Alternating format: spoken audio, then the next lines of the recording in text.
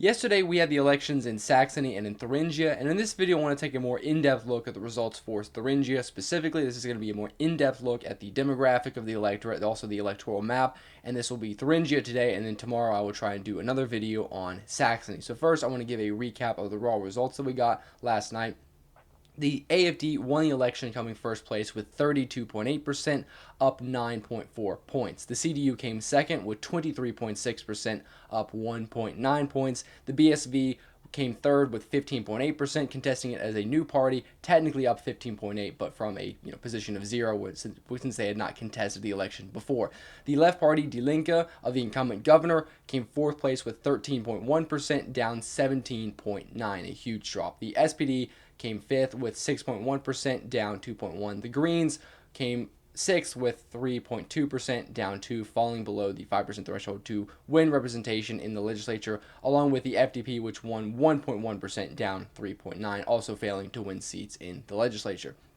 Now, if we take a look at the actual distribution of seats, they are as follows. The new legislature has the AFD, of course, as the largest faction in the parliament with 32 seats, followed by the CDU with 23 as the second largest, the BSV, which is the dark purple here, 15, the largest of the left-wing parties, the Die Linke, which was the largest party before, now fourth largest faction with only 12 seats, and then the SPD with 6. So there was 5 different parliamentary factions in the new legislature. Of course, very strong AFD with a kind of fragmented left over here.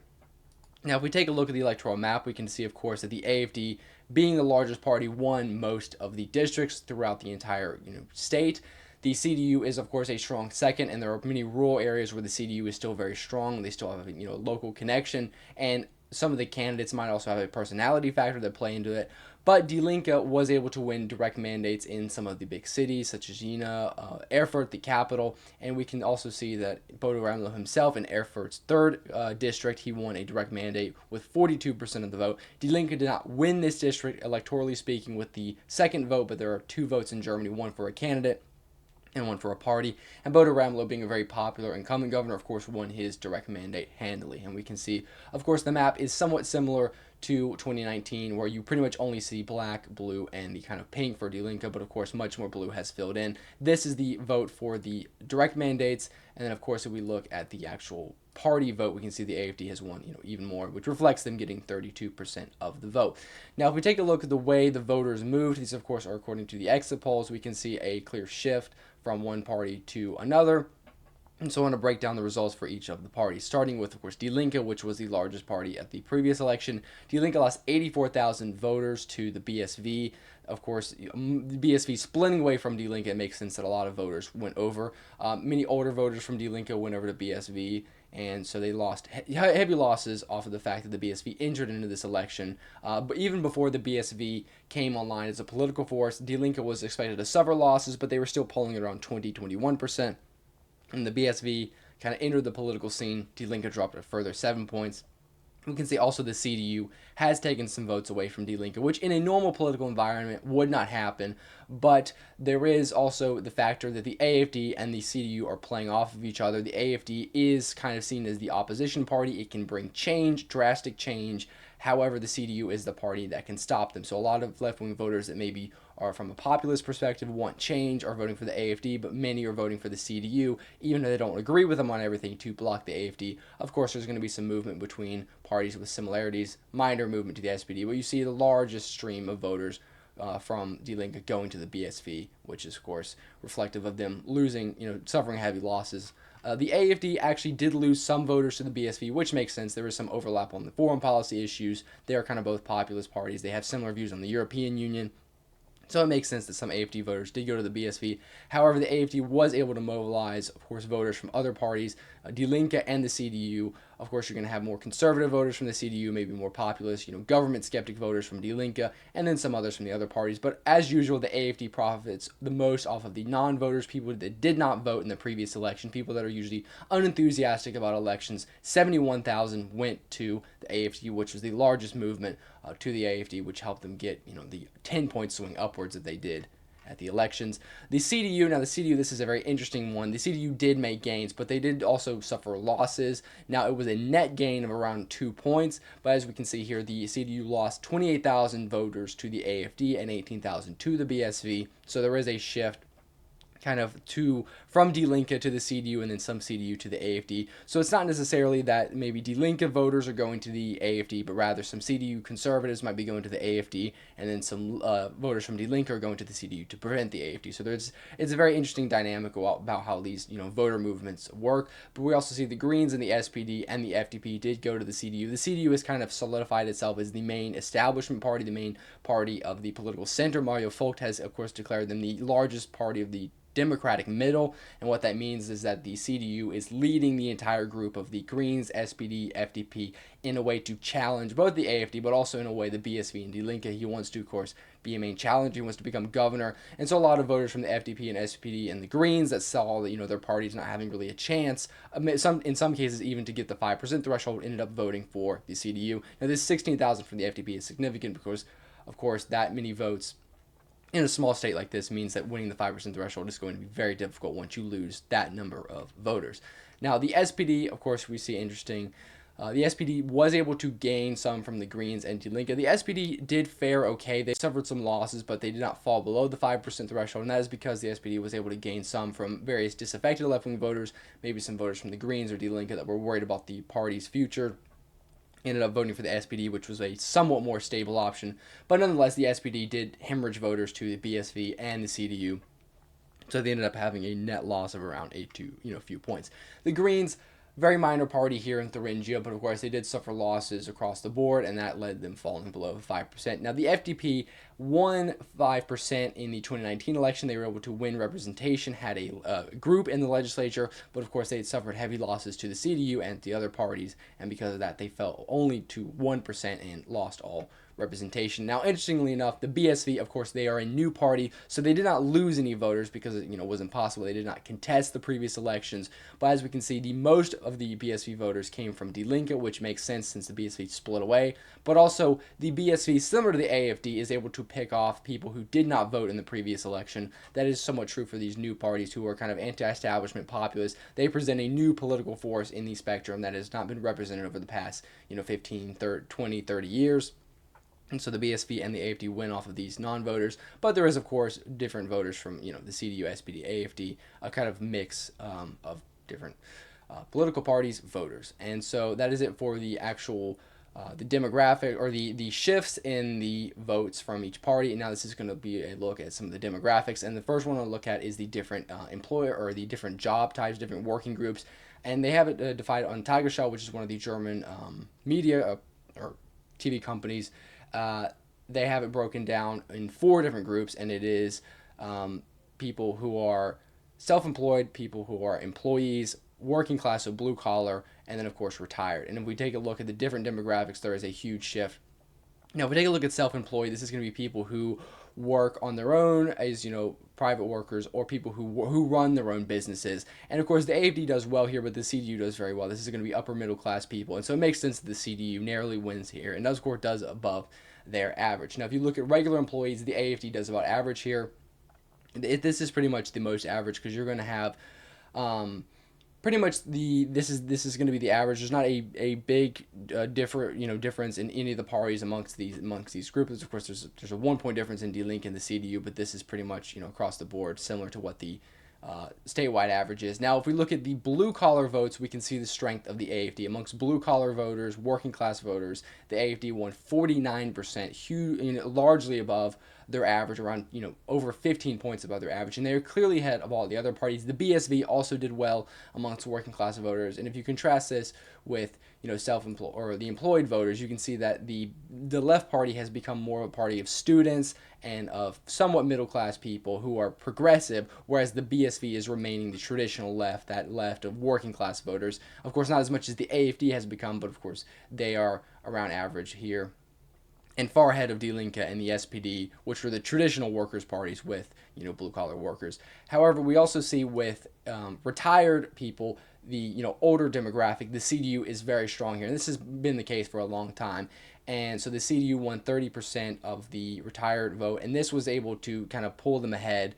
They did not win off of this, but in other states we see that with this demographic, the CDU is able to be very dominant in elections. So this was the group where the CDU was ahead of the AFD by a significant amount, and this is a stronghold for the AFD. But the AFD still did very well here, 23%, of course, second place. The BSV, interestingly enough, does well amongst this group too. A lot of the retirees are people who grew up in East Germany, people who are maybe older, so have a more conservative worldview, but also a sympathetic view of East Germany. They have a nostalgic view of the former East Germany, and so a lot of the BSV voters come from this older demographic who used to vote for the PDS. People who are maybe in their 30s and 40s right after unification are now kind of in that 60s, 50s, 60s, 70s demographic. So we see, of course, a pretty much, I mean, the demographic breakdown is pretty much in line with what we see in other elections in other states, so not too much of drastic change. But of course, the retired went for the CDU and the BSV. The blue collars went heavily for the AFD. The employees went pretty much average, and then self-employed went slightly to the CDU with moderate, of course, support for the AFD. Now, what I want to look at now is the age breakdown, and we see something very interesting. Die Linke, of course, as a party, is very different in Thuringia than other states because they are in the federal government, so they have a much bigger support. But Die Linke has also changed over the past few years. Since the BSV has split away from Die Linke, they have lost a lot of their older voters, but they've maintained somewhat of a strong support amongst the youth. We see that in Saxony, but of course in Thuringia it's very different because of the way that Bodo Ramelow and the state branch plays into it.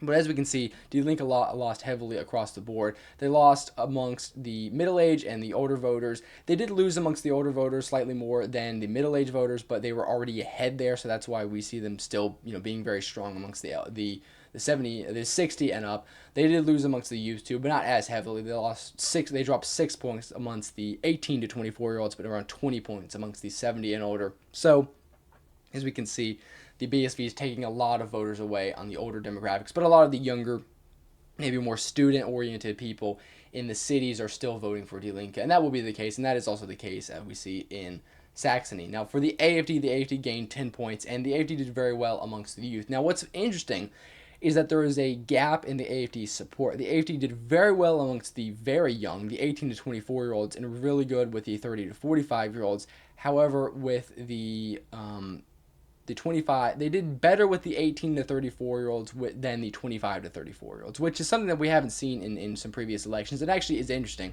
that this has happened, but the AFD very dominant amongst the youth. They are the largest party by far amongst the youngest demographic, and of course they still won the middle-aged demographics, the 25, 35, 35, 45 and up. And of course, once you get to the older demographic, the 70 and older, that is when the CDU is very dominant. As we can see here, the 70 and older demographic was won handily by the CDU. This is, of course, in line with the fact of them winning the retiree vote.